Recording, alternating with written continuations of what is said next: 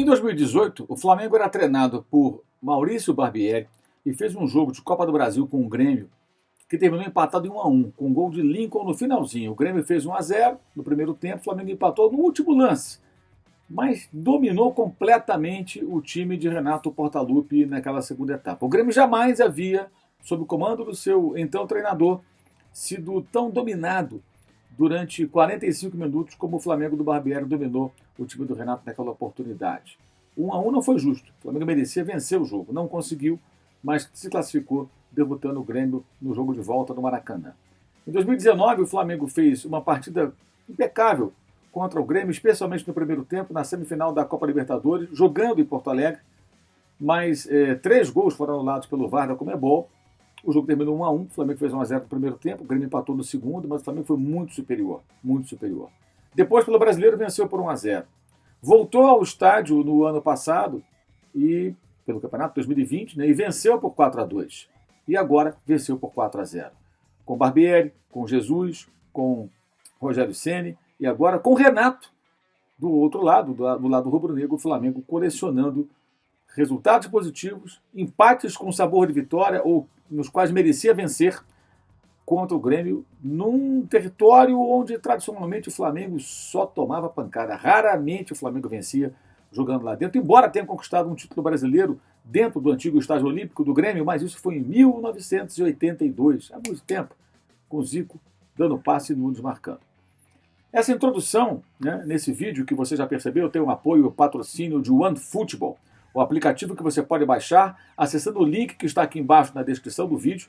E do OneFootball você acompanha o campeonato alemão, a Bundesliga, com imagem, com vídeo, isso mesmo, de graça. Basta fazer o download. Dudu Monsanto narra os jogos, Gerd Wenzel comenta, então narração em português. E além disso você encontra notícias, vídeos, estatísticas, tempo real dos jogos, dos campeonatos mais importantes do mundo. Um pouco do conteúdo do OneFootball você vai ver aqui do meu lado com números desse Flamengo 4-0 para o Grêmio em Porto Alegre na noite dessa quarta-feira, um resultado histórico. Isso depois de ter feito 5-0 no Grêmio no Maracanã na semifinal da Copa Libertadores 2019. Eu fiz essa introdução para mostrar o seguinte: esse jogo virou. O Flamengo, que só tomava surras, quando não era uma surra, perdia, né? Raramente empatava. Era uma estatística totalmente negativa nas visitas do Flamengo a Porto Alegre. Para o Grêmio Inter também. Isso mudou. O Flamengo está colecionando agora resultados positivos jogando no campo desse tradicional rival, com um detalhe: dessa vez o time jogou com -1 desde o primeiro tempo. Perdeu o jogador aos 45, fez 4 minutos de acréscimos sem o Isla, que foi expulso, e depois, no segundo tempo, com um homem a menos, abriu o placar e goleou o time do Grêmio. O jogo, embora tenha sido uma vitória acachapante, histórica do Flamengo, que praticamente coloca o time na semifinal da Copa do Brasil, fica muito perto da classificação, ele não foi perfeito. O Flamengo fez o primeiro tempo muito fraco. Até no meu blog no All Sport eu comparei o Flamengo com o médico e o monstro, porque foi o monstro no primeiro tempo, o médico cirúrgico no segundo, quando com um homem a menos o time se organizou, e aí teve uma boa intervenção do Renato. O Renato foi muito bem, não no primeiro tempo, nem ele nem os jogadores, porque o time errava demais. O Grêmio organizado até surpreendia jogando bem na primeira etapa. O detalhe: tem acontecido demais essa situação, como o sistema de marcação que o Renato adota, ele é diferente, e tem marcação individual e a chamada perseguição, o jogador sai para combater lá fora. Foi assim que o Léo Pereira erra no bote que ele vai dar na origem do gol do Ceará no domingo. Eu falei sobre isso. Também erra o Bruno Viana na sequência do lance, é verdade. Mas é zagueiro saindo para dar combate lá fora. Quando é abatido, vira uma bagunça. A defesa fica aberta e aí o volante lateral vem na cobertura, muitas vezes exposto, e acaba fazendo faltas.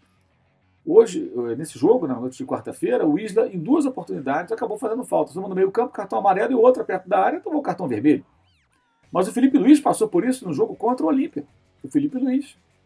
E foi expulso. Mas, como o VAR apontou na origem do lance um pênalti para o Flamengo, no Arrascaeta, a jogada deixou de existir. Marcaram o pênalti e anularam a expulsão. Mas aquilo aconteceu. Se não fosse o pênalti e o VAR, o Felipe Luiz seria expulso contra o Olímpico. Aquela classificação que foi facilmente obtida talvez tivesse alguns contornos de dramaticidade. Vai lá, veja lá o que aconteceu, o Flamengo jogando desde o primeiro tempo sem um homem, né?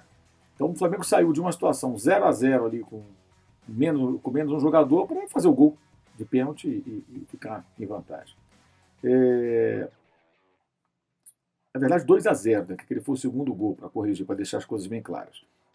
Mas o que eu quero dizer, o Flamengo precisa resolver esse problema. O sistema de marcação que o Renato adota não tem funcionado, acho que não combina com as características do time e até com alguns jogadores que são veteranos e que acabam ficando muito expostos. A torcida aponta para o Isla, claro que ele foi meio que o vilão, mas fosse um outro lateral ali, será que não teria ficado na mesma situação? Provavelmente sim. Fosse o Mateuzinho, algum outro, porque é uma situação de exposição, o Renato precisa ajustar isso. Essa mudança não foi para melhor. Agora, ele ajustou muito bem o time no segundo tempo. Com um homem a menos, ele sacou a Arrascaeta, sacou o Diego, que estava pendurado já com cartão amarelo, com risco de também nessas situações fazer mais uma falta. Organizou um 4-4-1, 2 linhas de 4, né? Colocou o Mateuzinho na lateral, colocou o Thiago Maia, ficou ali no meio, ao lado do Arão. Ribeiro pela direita, pela esquerda o Michael, depois entrou o Vitinho, a linha defensiva mantida com o Mateuzinho, Felipe Luiz nas laterais e a zaga com o Bruno Viana ao lado do Gustavo Henrique, o goleiro Diego Alves e o Gabigol na frente. E o Flamengo saía na boa, e quando o Gabigol recebia a bola no ataque, chegavam Vitinho, Ribeiro antes de sair, Michael, Thiago Maia, havia a apresentação dos jogadores que vinham de trás, e o Flamengo começou a ter várias oportunidades, abriu o placar com o Bruno Viana e foi tendo chances. Antes mesmo de Vitinho entrar, ele poderia ter feito o segundo ou o terceiro gol. O Everton Ribeiro perdeu uma boa chance na última participação dele no jogo. E o Vitinho entrou muito bem. Já pega um jogo mais fácil, com mais terreno, com mais campo, e aí participa dos gols, faz o gol de pênalti no final e vira um 4-0, gente. Mais um pouco seria 5, ou como diz o torcedor, 5-1, que foi como disse o Jorge Jesus lá atrás, depois do 5-0 de 2019, numa coletiva, ele falou 5, 5, isso virou um meme. E por muito pouco não foi 5. Sabe, o Flamengo perdeu vários gols, poderia ter feito mais um. E se tivesse os minutinhos ali, aí já tinha sido expulso também o Wanderson pelo lado do Grêmio. O jogador estava muito nervoso, o jovem lateral do Grêmio. Acabou levando cartão vermelho, já no finalzinho da partida. Mas se tivesse mais 2, 3 minutos ali, fatalmente o Flamengo poderia fazer mais um gol. E seria 5-0 igual ao do Maracanã. Então é um momento que o Flamengo tem resultados expressivos contra o Grêmio com qualquer técnico. Foram 4 gols marcados no jogo do Brasileiro do ano passado, 4-2, 4 agora. Então o Flamengo, pela segunda vez seguida, pelo Brasileiro, ele vai ao estádio do Grêmio, a arena do Grêmio, e faz 4 gols. E dessa vez 4-0 com um homem a menos. Claro, o Grêmio está muito mal, mas impressiona como o Luiz Felipe Scolari, ao contrário do Renato, que arrumou seu time, que não estava bem no primeiro tempo, bagunçou completamente o time do Grêmio. E repare que os espaços que o Flamengo encontrava, eles lembram demais os fartos espaços encontrados pelo time da Alemanha no famoso 7-1. Filipão foi muito mal durante o jogo. E dá sinais cada vez mais de ser um técnico que não tem mais condição, que não tem mais a noção do que fazer. As escolhas foram totalmente equivocadas. O Grêmio está numa situação difícil, porque decisões terão que ser tomadas. E o Grêmio vem até reagindo no campeonato e tudo, mas realmente tudo passa na vida. E me parece, né, meio óbvio que já passou. Mas enfim, essa é uma questão do Grêmio, do Felipão, para refletir a respeito, porque foi uma derrota muito feia. E para o Flamengo é uma vitória histórica. E num cenário maluco, porque estava com menos um homem e jogando mal no primeiro tempo. Então esse jogo também pede ao rubro-negro que observe os defeitos para poder corrigi-los. Porque não é todo dia que você vai encontrar o Grêmio dessa maneira, sendo destruído dentro de campo pelo seu próprio técnico, pela total e absoluta falta de noção do que fazer durante o jogo. E ele acabou com o Grêmio. Destruiu o time do Grêmio. O Grêmio virou uma grande bagunça dentro de campo. E o Flamengo aproveitou para, com menos um homem, ainda assim, amassar o Grêmio mais uma vez. 5-0, 4-2, 4-0, vitórias com boa margem de gols. Vitórias que vão virando rotina nesse confronto. Algo que, historicamente, jamais havia acontecido. Virou o negócio, a coisa mudou.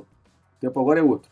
Mas o Flamengo não pode achar que está tudo resolvido, que está perfeito, olhando só para o placar e para o bom momento que teve no segundo tempo.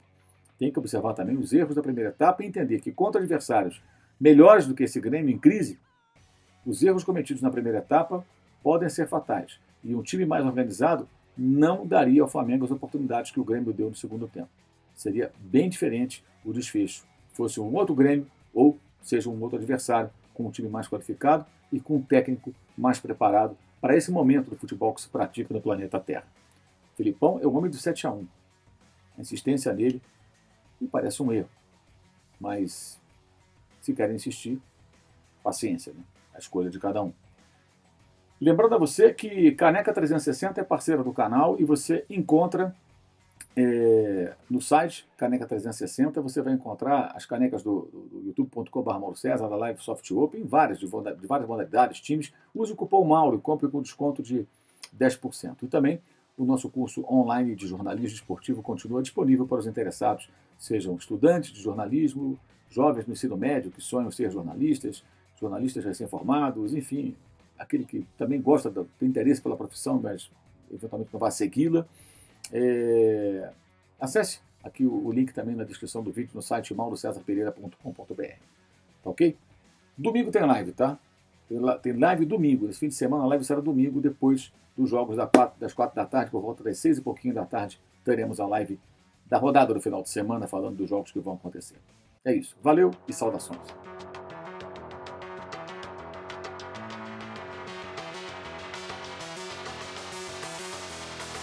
Yeah.